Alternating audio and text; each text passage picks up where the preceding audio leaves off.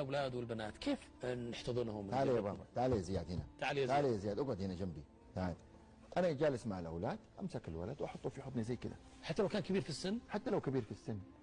ليه ما امسكه واحطه كده؟ ايش فين العيب في هذا الموضوع؟ اين العيب؟ انا ما اشوف. طب اقول لك على حاجه كمان، ينام.